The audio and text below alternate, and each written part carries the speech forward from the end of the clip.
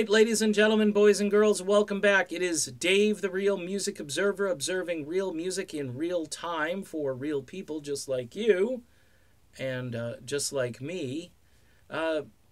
Journey, I believe, will go their separate ways, and pun intended.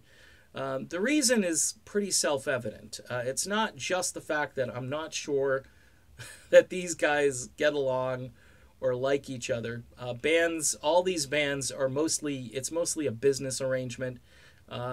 These guys aren't hanging out together, before the show, going to museums or something in the city that they're playing in that night. They're not doing the stuff that rock bands used to kind of do. They're not partying together.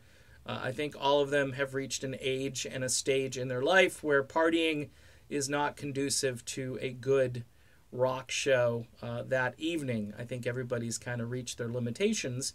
Everybody also seems to be quite busy. Steve Smith in his band, he's a jazz head, and he's a great drummer, and he would prefer to be playing the music I think he's closest to.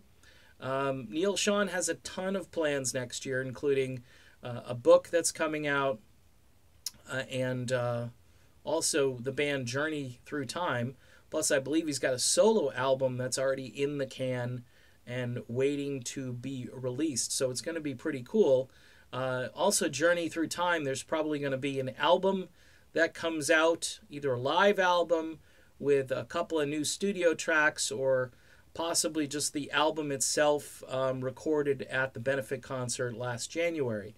The other members in the group, I think, are also kind of preoccupied with their own things. Ross Valerie, I think, is just, a go-along-to-get-along guy. I think he's just waiting for the phone to ring so he can be part of something. But, the other faction in the band, I think they're very preoccupied. And they've got their own thing. And I think that, and some of that stuff, by the way, is, let's just be honest, isn't conducive for a relationship with the other guys in the group. In a way, because it isolates, and it certainly takes away from just the idea of just a rock band. When it becomes something else, when it gets into politics, when it gets into religion, I think things get really rocky in this group, and it's people put up fences, walls, whatever, between themselves and other people because it isn't what they expected, I guess. I think everybody thought that this was going to be an all-for-one, one-for-all kind of enterprise.